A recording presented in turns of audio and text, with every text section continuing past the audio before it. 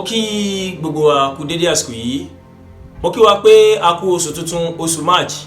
Lágbára Ọlọ́run ba ẹ̀mí wa tó bẹ̀rẹ̀ oṣù yìí náà ni yóò rẹ́yìn rẹ̀ lágbára Ọlọ́run ba á ṣe ọ̀pọ̀lọpọ̀ ọdún láyé. Mo kí wa káàbọ̀ sí ìkànnì Ẹ̀yà Yorùbá World TV.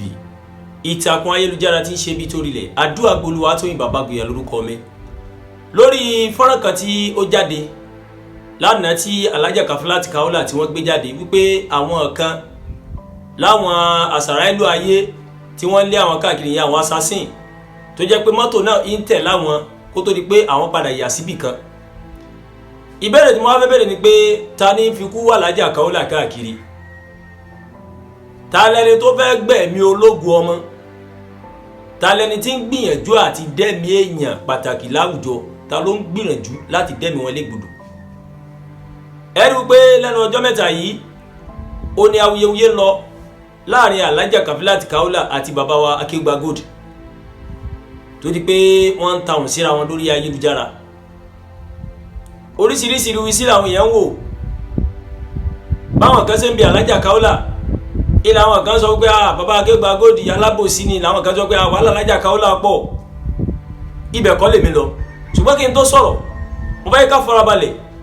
Ẹ jẹ́ á gbọ́ fọ́nrán fídíò tí Alhaja Kaola tí wọ́n gbé jáde lánàá wípé àwọn assassin wọ́n ń tẹ̀lé àwọn. Ẹ jẹ́ á farabalẹ̀ ká gbọ́. Ó ní dráìvà ní jẹ́ kó yé mi pé mọ́tò kan ti tẹ̀lé wa láti ọ́fíìsì wa níbẹ̀rẹ̀ títí ń sọ fún mi pé Alhaja mọ́tò yìí máa ń tẹ̀lé wa, mọ́tò yìí máa ń tẹ̀lé wa. La bá bẹ̀rẹ̀ sí ní ṣe dùá nínú ẹ̀yìn mọ́tò tá a wà. Gbogbo bá wa ti ń ṣe bí wọ́n ṣe ń sọ fún yín pé ó wá dúró náà, jẹ́ ká wò bóyá yóò lọ tiẹ̀. A rí pé bá a ṣe dúró ó bá wa dúró. Mo ní kó tọ̀nù lọ́nà bòmíì. A rí pé bá a ṣe tọ̀nù tó bá wa tọ̀nù. Mo ní pé kó ra mànúfà díẹ̀ pé gbogbo stáì téyàn ó ṣàṣeté ọkọ̀ ó fi lọ lẹ́gbẹ̀ẹ́ yàn. A rí pé mọ́tò yẹn ò lọ títí ó ṣàlè wa bọ̀. Ó súnmọ́ wa gbágbágbágbá. Mọ́tò tá à ń sọ yìí green ní kọ́lọ̀ ẹ̀, but kò sí nọ́mbà kankan lára ẹ̀. Toyota ni, Venza ni mọ́tò yẹn tẹ̀lé wa títí tá a fi wá dé ọ́fíìsì kan náà àwọn Muslim brother. Ibẹ̀ ni mo wá sáré yà sí tí mò ń pariwo dákun pé ẹ dákun ẹ gbà wá o. Àtẹ̀mí àti gbogbo àwọn tá a jọ wà ní ọkọ̀ bá ń ṣe rescue wa wọlé. Òun làwọn tí wọ́n ń bẹ́ńtà sọ wípé mọ́tò yẹn dúró sójú títì. Ìgbà tó ń fẹ́ rush lọ bá onímọ́tò yẹn mú ló sá lọ. Eléyìí ni mo ní pé kí n sọ fún gbogbo ẹ̀yin èèyàn kí Ọlọ́run bá kó jọ kó gbé wa lékè o. Àmọ́ bí tí nǹkan yìí ti wá o. Ẹ dákun ẹ jọ̀ọ́ ẹ má dákẹ́ àdúrà o. Gbogbo ẹ̀yin olóríire ẹ̀yin ẹni àlùbáríkà kò sí kí n tà ń fà o. Mùsùlùmí ni wá o. Ọlọ́run kó jọ kó gbé wa lékè àwọn olórí ibú o. Ọlọ́run kó gbé wa lékè ọ̀tá o. Kò sígbà tí mi ì lè rin o. Màá máa rìn láago 2 òru o tí mo bá ní program. Tí mo bá lọ bí program màá máa kúrò láago 12 òru tí màá sì wọlé successful. Irú tó ṣẹlẹ̀ yóò ṣẹlẹ̀ sí mi rí láyé ọjọ́ tí mo ti bẹ̀rẹ̀ ayé mi. Kò ṣẹlẹ̀ sí mi rí o. Driver ní 1B gbé kámẹ́rà lọ́dọ̀ driver kí driver ní òṣèlè bó ṣe rí. Ṣé bá ṣe ń bọ̀ wá mo ṣe múùfù kó ń bẹ̀rẹ̀ mo ti rí pé mọ́tò yẹn tẹ̀lé wa díẹ̀díẹ̀. Tí bá ìṣẹ̀lẹ̀ ìtẹ̀sọ́ fàdájà tí bá múùfù mo mọ́tò yẹn múùfù tí mo bá tẹ slow mọ́tò yóò tọ slow díẹ̀. Ṣé mo ṣe wá kọjá challenge tán díẹ̀ mo sọ fàdájà pàdájà náà pé àwọn mọ́tò yìí ń tẹ̀lé. Wọ́n bá ní kí n ṣe pàpẹ kí n park mo sì fẹ́ park mo pé mọ́tò yẹn fẹ́ park pẹ̀lú wa but Alhaja mọ́tò yẹn náà fẹ́ park wọ́n ní kí n move. A kọjá police station yẹn díẹ̀ mo kọ́kọ́ fẹ́ yà sí police station yẹn mo pé bóyá àwọn akọ́lọ́ ń tẹ̀lé. So pàtí mo wá dé bí roundabout new garage yẹn mo tọ́ọ̀nù mo yí roundabout yẹn pàtí mo yí roundabout yẹn mo pé mọ́tò yẹn yí roundabout yẹn tẹ̀lé mi. Alhaja sọ pé kí n mọ kọmíṣọ́nà ní òní mo fi yà wá sí ṣé ọ̀nà orí tàbí ọ̀nà gbogbo pé bíbí. Ọ̀nà àìpé wọn wá ní kí sáré yà sínú ilé epo kan. Ilé epo yẹn làwọn bá ṣe wọ́ọ́dún ilé epo yẹn gbàrà báyìí mọ́tò yẹn náà park sí títì. Báwo ni wọ́n sọ pé mọ́tò tó lé wa bọ̀ ni làwọn báwọn ní ṣe fẹ́ wọ́ṣẹ̀ ló kàn tẹ̀lé lọ sí ọ̀nà odò ọ̀nà tó máa ṣe rí lọ bọ́lá kọ́mọ ìṣọ́ rẹ̀ sọ́wọ́ o. Káwọn sáré tó sọ rẹ̀ lórí wa nílé ilé ìlú o. Ẹ káàbọ̀ padà. Ẹ rí wípé ẹ ti rí fọ́nrán náà. Alhaja Kaola ṣàlàyé wọ́n láwọn bọ̀ láti ọ́fíìsì àwọn tó wà nídìí arẹrẹ níbi bẹ̀rẹ̀ wọn làwọn bọ̀ wá wọn lò ní dírẹ́bà wọn ṣàkíyèsí pé mọ́tò kan tẹ̀ láwọn lẹ́yìn kò tiẹ̀ kọ́kọ́ sọ fàlájà Kafilat Kaula nígbà tó láwọn dé àgbègbè challenge gbogbo àná láti gbọ́ wọn ní dírẹ́bà wọn sọ fáwọn pé ó dàgbé mọ́tò kan tẹ̀ láwọn lẹ́yìn o àwọn ní kó yàsápọ̀tún ó yà síbẹ̀ yàsápàsì ó yà síbẹ̀ yàsíwájú ó yà síbẹ̀ ó yà dúró onídàbà tún dúró mọ́tò náà tún dúró kí leléyìí àwọn òrírú eléyìí wọn lágo méjì òru àwọn máa ń bọ̀ láti ibi táwọn bá ti lọ ṣe wáàsí tí ó dẹ̀ sí fòyà tí ò sí bẹ̀rù táwọn ò rí pé bóyá nìkan kan lé àwọn rí torí pé àwọn èèbá yẹn fa wàhálà àwọn èébínú sórí olóore wọn ní kí wani tó wá dé tó wá di pé wọn wá ń fi kú lé àwọn káàkiri èmi ò lọ́rọ̀ púpọ̀ tí mo fẹ́ sọ ṣe rí ẹ̀bẹ̀ náà ní ibẹ̀ Alhaja Kafilat Kaula àti bàbá Akeugba Gold ọmọdé ni mí ṣùgbọ́n èmi máa ń wo sàkún nǹkan níbi tí nǹkan lè wó sí ṣe rí Alhaja Kaula ẹni iwájú ní ẹ̀ ní dèrò ẹ̀yìn lára àwọn tí mo fẹ́ràn gan òun lẹ́wà mo dẹ̀ fẹ́ràn bàbá Akeugba Gold náà torí pé mò ń gbádùn wáàsí yín a máa ń rí ẹ̀kọ́ tó pọ̀ kọ́ nínú wáàsí tẹ́ bá ń ṣe aṣíwájú ní yínú ẹ̀sìn ẹni Ọlọ́run ní yínú ẹ̀sìn tó jẹ́ pé bí èèyàn méjì bá ń jà ẹ̀yin àáfàá yìí ni wọ́n wá bá pé ẹ̀dá pẹ̀ bá wa pẹ̀tù sí bí ìlú ò bá tòrò ẹ̀yin àáfàá yìí ni wọ́n wá bá pé ẹ̀dá kùn ìlú ò tòrò ẹ bá bẹ lọ bí ìdílé kan bá ń dàrú ẹ̀yin àáfàá yìí ni wọ́n wá bá pé ẹ̀dá kùn ẹ bá wa gbà wá mọ̀nà ẹ bá wa dá sọ̀rọ̀ ìdílé wa tí ó tó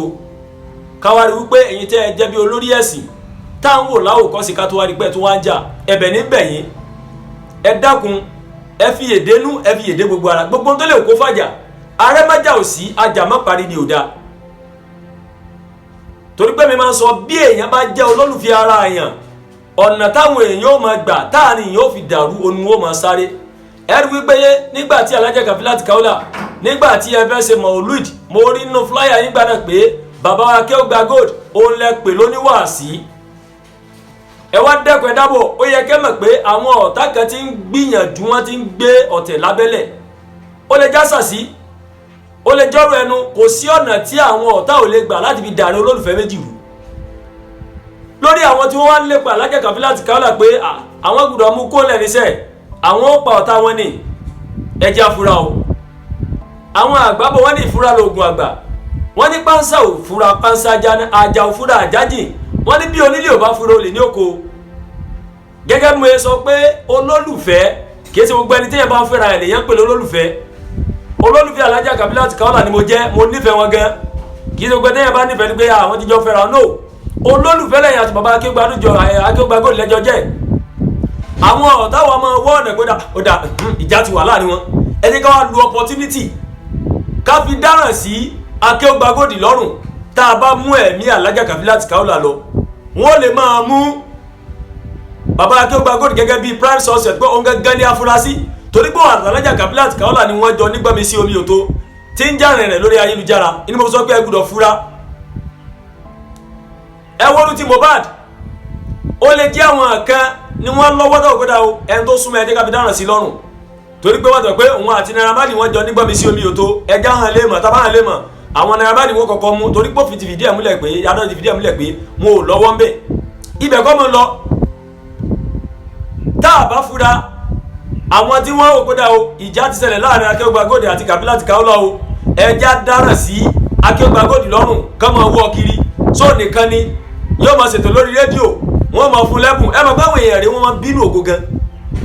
wọ́n máa bínú orí gan èèyàn ni ó fura èèyàn ni ó ṣọ́ra èèyàn ni ò ní jẹ́ kí ọ̀tá yọ̀ ọ́ bó ń bẹ̀ yín Alhaja Kafilat Kaula àti bàbá Akeugba Gold ẹ fura o ọ̀tá fẹ́ yọ̀ yín ni o wọ́n ti rí àárín yín wọ̀ pé yes káàrin yín dàrú wọ́n á fẹ́ fi ẹnìkan wọ́n fẹ́ fi dẹ bá wọ ẹ̀fẹ́ nìkan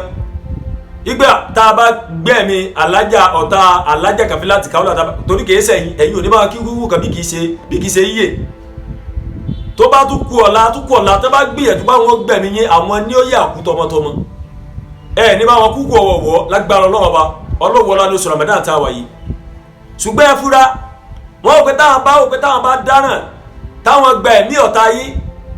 ẹ̀yin àti bàbá Akeugba Gold tẹ́ ẹjọ́ ń fa ìfàǹfà lórí ayélujára òun ni wọ́n kọ́kọ́ mú pé Akeugba Gold òun ló mọ̀ ń pa ẹ̀ àwọn àti Alhaja Kaula lẹ́jọ́ ń jà Alhaja Kaula ti sọ pé wọ́n ń tẹ́tí àwọn ni wọ́n mú ọ̀tá dẹ̀ ni ẹ dákun ẹ dábọ̀ mo fi ànábì Muhammad sallallahu alaihi wasallam mo fi bẹ̀ méjì ẹ dákun ẹ má jẹ́ kó ta yọ̀ yín torí pé mo fi Ọlọ́run tí ó pa ń búra èrí bàbá Akeugba Gold rí o ṣùgbọ́n nínú wáàsí wọn tí mo máa ń rí mo máa ń gbádùn ẹ̀ gan èmi àtàlájà Kaola àti rí dáadáa èèyàn dáadáa ni wọ́n tó yẹ pé tẹ́ ẹ bá wà pẹ̀lú wọn wọ́n máa bá yín ṣàwàdà pé bọ́ọ̀lù ṣe wọ́n ní ìlú mọ̀ọ́ká tó tọ́lọ́ ṣe wọ́n ní ògo àgbáyé wọ́n máa bá yín ṣàwàdà wọ́n máa bá yín sọ̀rọ̀ nígbà tó yẹ pé ẹ jẹ́ gẹ́gẹ́ bí ọmọ wọn bẹ́ẹ̀ lẹ́sẹ̀ máa bá yín ṣàwàdà very simple ẹni tí ò lápọn tí ò lágbájá tínú rẹ̀ mọ́sọ́mọ́lá kejì ní Alhaja Kafilat Kaola bàbá Akeugba Gold náà sì nínú wáàsí wọn mo rí pé ọmọlúàbí ni wọ́n ṣùgbọ́n ta kò sẹ́yìn tí ò lọ́ta o ni mo sọ pé ẹ fura ó lè jẹ́ àṣàṣì tásàṣì bá rán yẹn gbà mí kò sẹ́yìn tásàṣì ò lè mú kọ́ lọ́wọ́ jẹ́ kásàṣì ayé mú wa ni ìtẹ̀yìn ó kà máa sọ yẹn kò ní yẹ̀yẹ̀ gan èyí ó kà máa sọ nígbà tọ́rọ̀ bá padà wá bàjẹ́ tán yányán inú ojú tó wá là pé ìgbà ọmọ tiẹ̀ sólè ìgbà ọmọ sólè ìgbà ọmọ sólè ẹ dákun ẹ dábọ̀ mo fi ànábì bẹ̀ yín mo fi Ọlọ́run ọba Allah tó dá gbogbo mo fi bẹ̀ yín mo fi inú oṣù Ramadan tá a wà yìí mo fi bẹ̀ yín ẹ dákun ẹ dábọ̀ ẹ jẹ́ kó gun omi ẹ má jẹ́ kọ́ta yọ̀ wá ẹ̀yin gẹ́gẹ́ láàrin bí àwòkọ́ṣe rere nínú ẹ̀sìn Islam tí wọ́n pẹ́ bí nǹkan kan bá dàrú ẹ̀yin là á fi lọ bá a bá fẹ́ sọ ọkọ̀ tí àwọn pọ̀ ẹ̀yin àfọ́ ẹ̀ láwàá bá bá a bá fẹ́ sọ̀rọ̀ ìdílé ẹ̀yin láwàá bá tá a dẹ̀ ń gbádùn wá sí tá a dẹ̀ fi sòdì wọn lé ayé wa lágbára náà tó níyọ̀ yín ẹ dákun gbogbo tó lè kó ṣẹlẹ̀ ààrẹ mẹ́jà ò sí ajàmọ́ parí ni ò da ahọ́n àtẹnujà káwá torí pé èyí rè oge ahọ́n jẹ káwá torí ẹ̀ pé ìlé bá wọn ṣe mọ́ o ẹ̀yà bá ń gé ahọ́n mi dànù kó yà kú láhàn mi àlẹ́ ṣe àtújọ́ máa rẹ́ padà ní wọ́n ní bá a bá sì jà àlè mọ́ bá a bá ṣe tó àlè mọ́ iye ara wa bí nǹkan bá dùn tí ò bá dín korò kéèyàn fura béèyàn bá ń sí ọ̀rẹ́ téèyàn ò jà kéèyàn fura torí pé gbà tí èèyàn bá padà jà kó má jẹ́ pé èèyàn ò padà gba ẹ̀mí ara yẹn sódà ìjà ló wá dé báyìí Alhaja Kafilat Kaola àti bàbá wa Akeugba Gold ẹ parí ẹ ní tùbí nùbí ẹ má yẹ kọ́ta yọ̀ yín ọ̀tá pọ̀ fún yín ẹ tó bá sì ti rí gẹ́gẹ́ bí ológo èèyàn náà lọ́tà máa ń pọ̀ tó lẹ́ni tí ò bá lọ́tà kò lógo ni ẹni tí ò bá sì níta tí ò ní pè níjà kò lè pẹ́ tẹ́nu ayé ọ̀tọ̀ òníyọ̀ yín lágbára ọlọ́ba Alhaja Kafilat Kaola ẹ dákun ìyá gbogbo àgbáyé oníyín ẹ jọ̀ọ́ ẹ fi èdè nú ẹ fi èdè kùn ẹ fi èdè gbogbo ara ẹ wọlá ànábì Muhammad sallallahu alaihi wasallam ẹ wọlá Ọlọ́run ọba tó dá yín bàbá Akeugba Gold mo bẹ̀ yín ẹ má yẹ kọ́ta yọ̀ yín à ń gbádùn yín